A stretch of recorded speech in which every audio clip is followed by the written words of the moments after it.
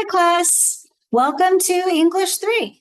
My name is Karen Rose, and I will be your professor this semester for English 3. So, as you know, right, our class is asynchronous online. So, what that means is we do not have regular Zoom classes, right? We don't meet on campus. Everything that you do for this class will be done through Canvas, right? Our website.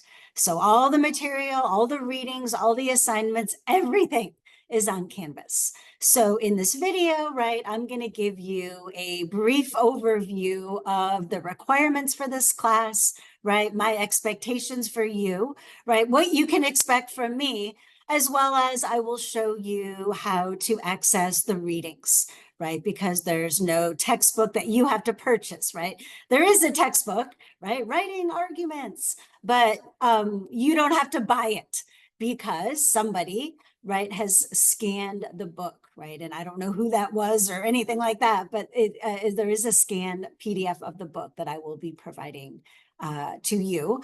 And the novel that we will be reading this semester, Never Let Me Go by Kazuo Ishiguro. My cover fell off, unfortunately, because I've been reading this book for so many years. This book also, right, there is a PDF that I will provide you with. So you don't have to purchase it, right? You know, I kind of recommend that you do buy the novel just because, you know, I feel like it's a lot more enjoyable to read a novel on paper than it is, you know, on a screen. At least maybe that's my old tired eyes speaking. But, you know, you might want to buy the book. And I will have a link to Amazon, right, where you can purchase it for like $10. Or you might actually go to a library, right, a public library. I'm sure you can find a copy, right? Kazuo Ishiguro is a Nobel Prize winning author.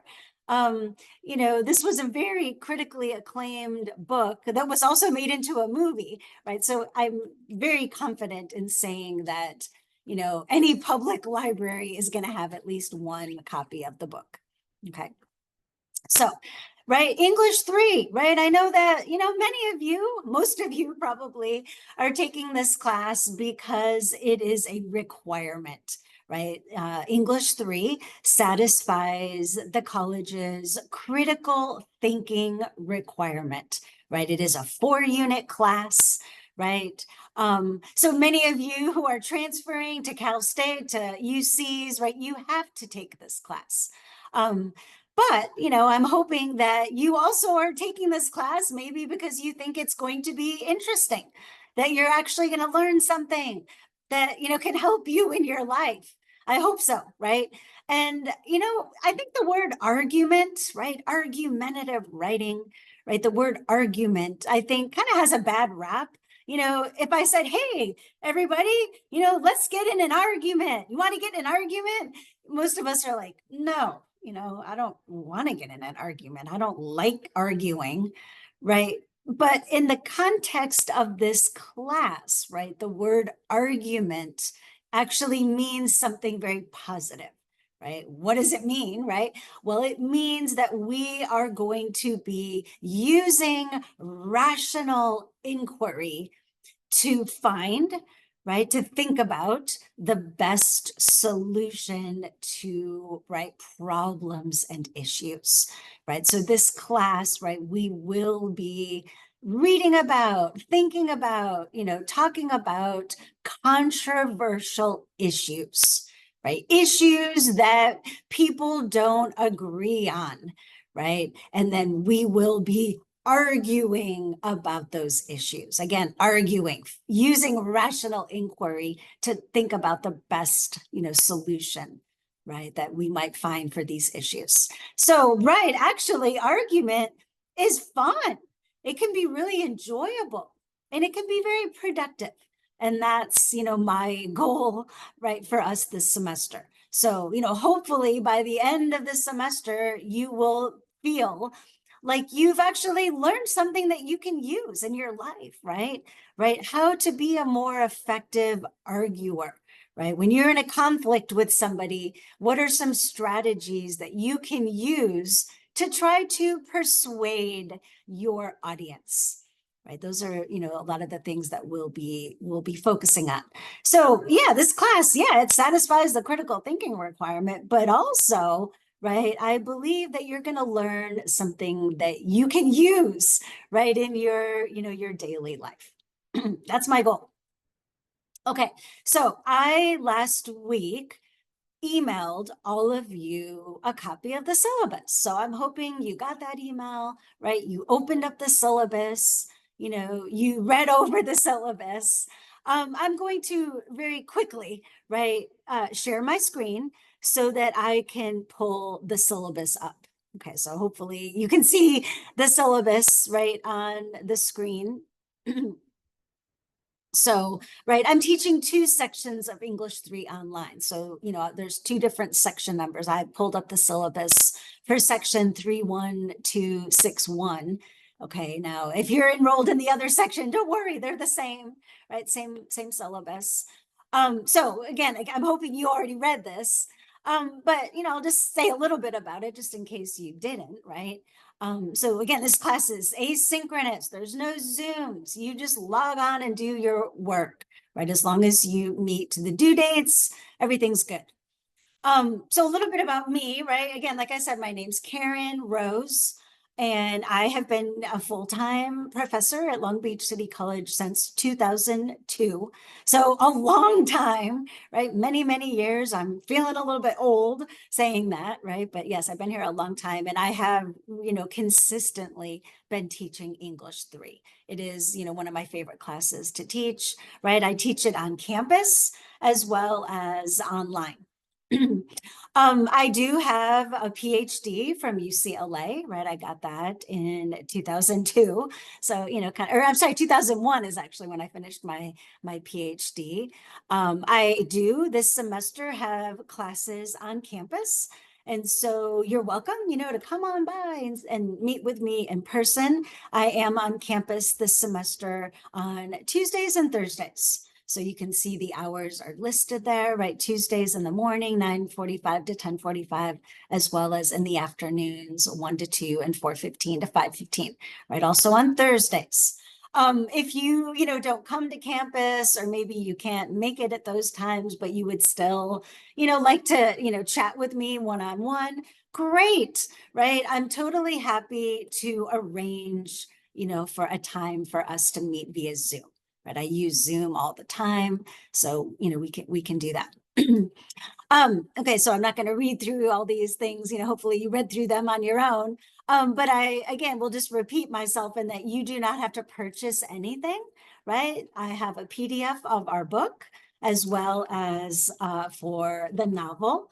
And all the additional readings also, you will either link to a website or I will have uploaded a PDF. Right. This book, this textbook, Writing Arguments, I really like this book. I've been using this book for many, many years.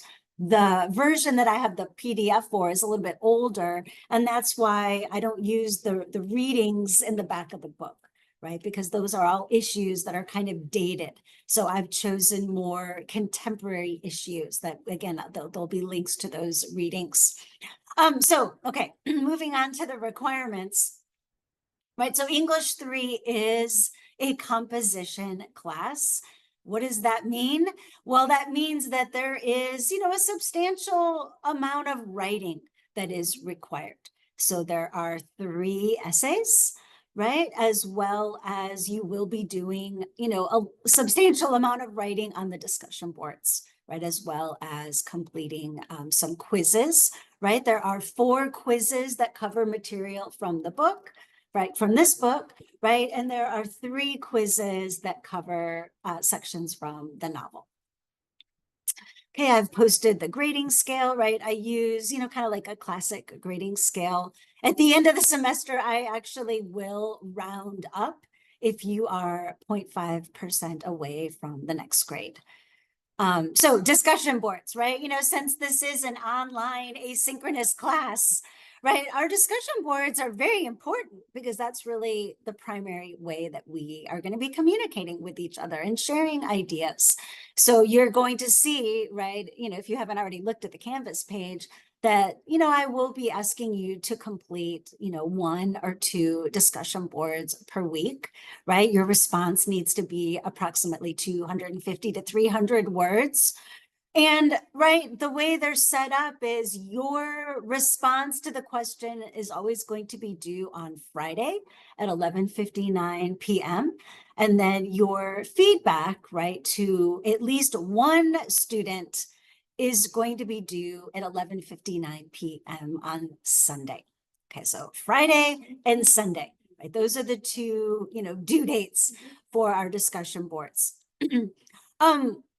Late work, right? Yes, I do enforce, right, a penalty for any late work, right? Actually, Canvas does it for me. I don't do anything, right? Canvas will automatically deduct 10%, right, for every day that your work is late, right? That could be your essay, it could be a discussion board, it could be a quiz, right? Now, Canvas is cool in that it prorates the penalty. So what I mean by that is if you post your discussion board, say 2 hours late, the penalty is going to be smaller than if you post it, 30 hours late, right? So Canvas automatically does that. Let's see here. Okay, so academic honesty, plagiarism, and use of AI, right? These 3 topics really kind of go together. So, I'm pretty sure you're all familiar with plagiarism, right? What that means. Basically, it means you can't copy, right, other people's words or ideas without acknowledging the source. Okay. Now, using AI is so convenient and so easy, right? I've used ChatGPT many times, right? But, I'm begging you, right, to please not use AI to complete your assignments for this class, right? Your discussion boards, your essays, right? I understand how easy it is to take, just copy the question, plug it into ChatGPT and hit one button and bam, there you go. Work is done, right? But why wouldn't you do that? Well, 2 reasons. Number one, you're not going to be getting anything out of this class if you don't actually do the work, right? If you have a computer doing your work for you, why are you even here? How are you benefiting yourself? You're not. You're really cheating yourself, right? And then the other reason is if you use AI, most likely I will know, right? I'm no dummy. I've been teaching here, like I said, since 2002. I'm pretty aware of how students write, and, it's pretty clear to me when I'm reading something and it's been like written by AI, right? How do I know? Well, AI writing, there are certain things that I notice, right? For example, it usually lacks specificity. It's like very general. It's very repetitive, right? AI tends to string together dependent clauses, so if I read something and I'm like, this is AI, I will tell you, I'll be like, you got to redo this. Right. And, if it continues, I will have to report you. So I don't want to do that. I hate conflict. Right. So please do your work. Don't use AI to write, your papers and complete your discussion boards. And then also, I'd like to encourage you to use the Writing and Reading Success Center. Right, there's a link on our Canvas page to the Writing and Reading Success Center's website, right? You can, meet with a tutor online, or you can actually make an appointment and meet on campus, right? In our, pretty new M building. It's a beautiful, facility at the Writing and Reading Success Center. They have computers and printers and tutors, study rooms that you can use. So, I encourage you to check it out. So the rest of the syllabus, right, consists of, it's like a table, right, with 3 columns, right? So I kind of organized the class by week, right? And then I'm basically showing you what you're going to be reading that week and then what the assignments are. And again, everything's on Canvas. And so if you just kind of scroll through, the weekly overview, you can see, when the first essay is due, right? Which is going to be, what does that say? March the 7th. right? You know, all the things that we have to look forward to, as well as spring break, right? Spring break, March 31st through April 6th. Now the novel, right? You might be wondering when, when should I start reading the novel, right? Well, we'll start talking about the novel during week 9. Okay. So, this novel is cool because it's part 1, part 2, part 3. So we will, one week focus on part 1, the next week focus on part 2, and then part 3. And again, when do we're not going to start talking about the novel, right, until week 9, right? That isn't until, what is that, April. But you might decide, because I'll tell you right now, it's not like a super long novel, but it is 295 pages. And so you might think, oh, maybe I'll read 50 pages a night. Maybe you'll break it up. You won't wait until week 8 and then, oh my God, I've got to read this novel. So you might go ahead and start reading, now, maybe, like I said, like 50 pages a day or 20 pages a day.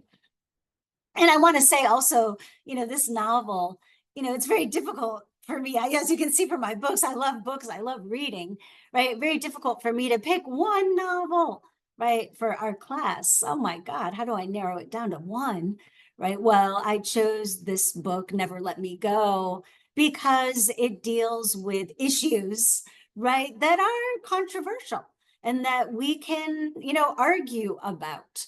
Right. And so, my one request to you is that you don't just like go on Wikipedia or, Spark Notes and read a plot summary of the book, right? Because that's going to ruin the reading experience, the fun of reading a novel, especially a book like Never Let Me Go, is, right, like kind of like having that moment when you're reading the book and you're like, oh my God, right? Because there is an element of mystery to the novel Never Let Me Go. And so if you read a plot summary, right, it will probably spoil that, right? It'll spoil that, mystery, and it will make reading the book not as fun. So please, go into it knowing nothing. Just pick it up and start reading and let the plot unfold, right, for you in that way. So essay number 2, right, we'll cover Never Let Me Go. And then, you can see again, the very last day of the semester is when the final paper is due, June 2nd. Okay, so again, the syllabus just provides, kind of like an overview of the policies, the assignments, right? But everything is going to be found on Canvas. Okay, so let me try to speed up here a little bit. Let me open up Canvas. Is this it right here? No. Okay, let me go down here. Canvas. Okay, so hopefully you're seeing the screen I'm seeing, right? So I am looking at, let me just click on the home page here, right? So this is the home page for one of the English 3 classes, right? Again, they're both the same, right? And so on the home page, right, I'm just giving you kind of like link to my email, my office hours, and then a link to the syllabus, which I haven't posted yet, and then a link to the textbook, right? Like I said, this textbook, right? There is a PDF file. The first time you download it, it's a book. It's a big, huge book. So it's probably going to take like a minute or 2 to download. I recommend that you just save it, right? Save it on your desktop. That way you'll be able to access it whenever you need to. Now, announcements I do, right? I do post announcements twice a week, right? So I post my announcements every Monday morning, right? You'll get a welcome to the week announcement. And in that, announcement, I'll basically be giving you an overview of what we're doing that week, right? What you need to read, what are the discussion boards, what are the quizzes, right? And then I will post the second announcement of the week on Friday. And so that'll be kind of like a reminder of the due date, right? Because again, your due dates are on Fridays and Sundays. So Monday and Friday. And now when I post an announcement, you will also get that announcement as an email, right? If you have your settings adjusted in that way, which I encourage you to. Okay. So when I'm on Canvas, looking at our class, I spend most of my time actually in the modules. So I'm clicked on modules right now, and that's kind of how I've organized this class. So you can see the first module is the course information module, right, which has this video, right, the syllabus, right, the first discussion board, which is a discussion board where each of you will be introducing yourself to the class, right? And then also I'm giving information about the book, the readings, as well as this discussion board, which is kind of like a question and answer forum. So this is a discussion board where you're, welcome to post any question that you have, right? And then I will, post my responses. And this is kind of nice because, if you have a question, maybe somebody else in the class has the same question. And so you could just kind of like post the question and I'll answer, and then other people will be able to see the question and the answer. You're also, at any time welcome to send me any questions via email. Okay. And then here is where I have the link to the book, right? The novel, right? And then there is also an audio book version of Never Let Me Go, right? You notice I have free in, little scare quotes. Why? Well, because it's free, right? Only if you create an Amazon Audible account, right? So you have to kind of like give your email address, create an account. Once you create an account, you get one free book. And so you could like, kind of work in the system, create the free account, get the one free book, and then cancel the account, right? Again, I'm just an option, right? Or you could, you could buy the audiobook. It's probably like $20. It's more expensive actually than the paper book, which is, kind of interesting. And then I have a module for resources, right? This is where, I've got some resources that we will be referring to during the semester, right? So information about how to format your essay using MLA, right? Modern Language Association guidelines, as well as the Long Beach City College library databases that we will be, referring to and using, as well as the Britannica Pro Con resource. The essay assignments, right? Those are all linked there, right? Essay number 1 and essay number 3 are both assignments where you will be choosing a controversial issue, right? So I encourage you, now maybe start thinking about controversial issues, right? Because again, you're going to be picking an issue to focus on, right? My only rule really is that you can't use the same issue, right? For essay 1 and essay 3. Right. So essay 3, is a little bit longer of an essay, and, we'll be getting, talking more about it, but it's a proposal argument. So in addition to, taking a position on an issue, you will be actually proposing some kind of a solution, right? Something that we might do, right, to lessen the severity of this issue, right? The negative consequences of this issue. And then I've also just sort of provided like a template for how you might organize, right? And this comes from our textbook, right? For the classic and the proposal argument. And then the rest of the modules, right? You can, see really is just kind of by each week, right? What you'll be reading, right? I've given you my sort of like lecture notes for each of the chapters, right? And then, like I had mentioned earlier, there's typically like 1 or 2 discussion boards, right? And then, sometimes there'll be a quiz, right? So week 2, we're reading chapter 2, 2 discussion boards. Week 3, we're reading chapter 3 and 8, right? You've got 2 discussion boards, right? This week 3 is also the first week that we're reading about an issue, right? So the first issue that I chose for us to look into is the housing crisis that we currently have, throughout the country, but really in Los Angeles, right? This idea that it's almost impossible for people to afford to buy a house, right? It's very unaffordable, right? So Stephen Menendian published a really brilliant article in the New York Times, right? Titled "The $1 Million Home, is becoming the norm in LA." Okay, so let me just click on this really quick. So you can see, right, that you can like link to the New York Times, right, where, or I'm sorry, it's the Los Angeles Times, where he posted, where he wrote this article, published it, right? Or, right, you can just click on the PDF, right? I've also saved the article as a PDF. Okay, so you have an option. And then you'll be writing a response, right? 300 words to write the question. And here for this article, right, you can see logos, ethos, and pathos, right? We'll be reading a whole chapter in the book about that, right?